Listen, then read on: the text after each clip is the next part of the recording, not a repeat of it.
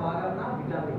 अगला भाग क्या है अपना विटामिन। विटामिन क्या करता है अपना, कहाँ पाए जाते हैं विटामिन? विटामिन हमारे शरीर को क्या देखते हैं अपने, विटामिन रोगों से हमारी रक्षा करते हैं। किससे? विटामिन रोगों से हमारी रक्षा करते हैं। तब विटामिन किस में होता है? विटामिन से क्या क्या क्या रखते हैं, किसको स्वस्थ रखते हैं? देखते हैं विटामिन हमारी आंख, अस्थियां, दांत और मसूड़ों को स्वस्थ रखते हैं। विटामिन हमारी आंख, अस्थियां, दांत और मसूड़ों को स्वस्थ रखते हैं। ठीक है। और विटामिन के प्रकार कई होते हैं। विटामिन कई प्रकार के होते हैं। विटामिन कौन से होते हैं? विटामिन कई प्रकार के होते हैं। कौन कौन से? Vitamin A, vitamin B, vitamin C, vitamin D, vitamin E और vitamin K. Vitamin A, vitamin B, vitamin C, vitamin E, D, vitamin E और विटामिन के।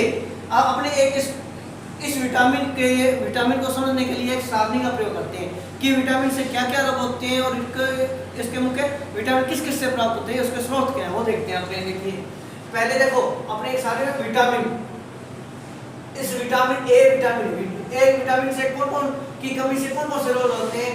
क्षमता दृष्टिहीनता, यानी ये रोग होते हैं। इन रोगों की पहचान क्या, लक्षण क्या है इस रोग की एक कमजोर दृष्टि और रात में कम दिखाई दे, यानी जिसको विटामिन ए की कमी हो जाएगी उसको रात को कम दिखाई देगा और दृष्टि उसकी कमजोर हो जाएगी। ये इसकी विटामिन ए की पहचान है। और विटामिन ए की किससे प्राप्त होता है? इसका स्रोत क्या है? दूध, आम, पपीता, गाजर, ये इससे प्राप्त होता है, विटामिन का स्रोत है ये। अब दूसरा आता है विटामिन बी1, ये इसकी कमी से कौन कौन सा रोग होता है? बेरी, कौन सा रोग हो जाता है इससे? बेरी रोग हो जाता है। ठीक है। इसके लक्षण क्या है? दुर्बल पेशियां, यानी बिल्कुल दुबला पतला शरीर।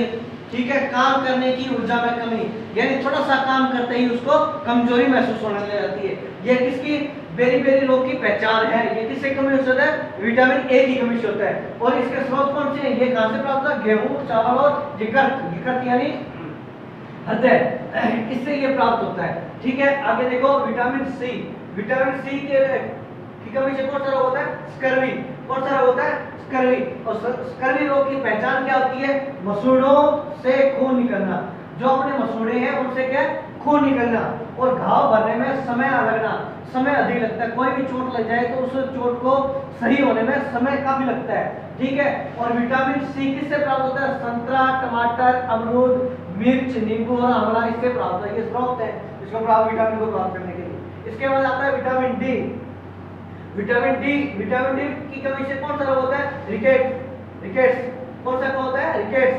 इससे क्या होता है? विटामिन अस्थियों का मुलायम होना, यानी अपनी जो हड्डियां हैं वो बहुत ही मुलायम और कमजोर हो जाती है।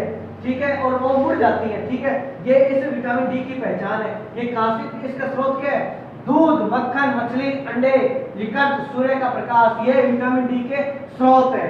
अब आता है कैल्शियम, जिसको विटामिन के बोलते हैं अपने, ये कैल्शियम। ये आता है कैल्शियम। इससे क्या होता है? आपकी अस्थियां और दंत से अस्थियां कमजोर, ये किससे? हड्डी से जुड़ा है। और दंत से यानी दांतों का टूटना गिरना, ये किसका? कैल्शियम की कमी से होता है। इससे क्या होता है? कमजोर अस्थियां और दंत से हो जाती है, यानी हड्डियां कमजोर हो जाती है और दांत गिरने लगते हैं। ठीक है। और ये इसके स्रोत क्या है? दूध और अंडे। इसके स्रोत है दूध और अंडे, इससे कैल्शियम प्राप्त होता है। आगे आता है आयोडीन। आगे क्या आता है?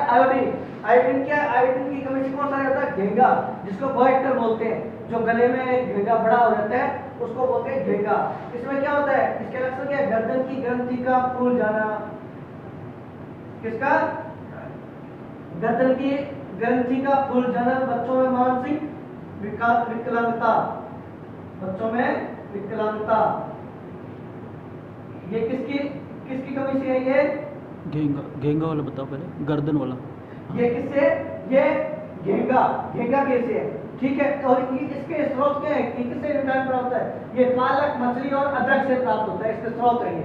ठीक है। आगे देखिए लौह, जिसको अपने आयरन बोल सकते हैं। ठीक है। इससे क्या होता है? अर्कता बन जाती है। इससे कौन सा? अर्कता, यानी कमजोरी आ जाती है शरीर में। क्या आ जाती है? कमजोरी। ये किससे प्राप्त होता है? पालक से और यकृत से, इससे ये प्राप्त होता है। तो आपने अभी अपने विटामिन ए की सारी देख ली। अब देखते हैं आगे का टॉपिक आता है अपना संतुलित आहार। संतुलित आहार। संतुलित आहार क्या होता है? जिस भोजन में सभी पोषक तत्व पर्याप्त और पर्याप्त रुक्षांक क्या होता है? यानी आहारी रेशे तथा जल की मात्रा उपस्थित हो, उसे संतुलित आहार कहते हैं।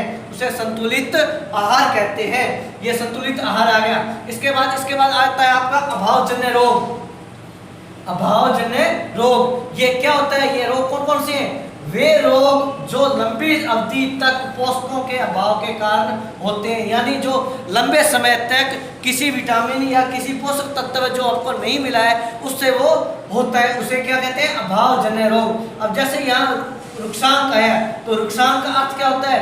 आहारी रेशे रुक्षांक के नाम से जाने जाते हैं। जो आहारी रेशे जैसे आम और आपके अमरूद, ये इनके जो रेशे हैं वो अपने किसके नाम से जानते हैं? रुक्षांक से जानते हैं। तो ये अपना एक आज का चैप्टर 2 पूरा हो गया। आप आगे इसके आंसर क्वेश्चन देखते हैं। ठीक है।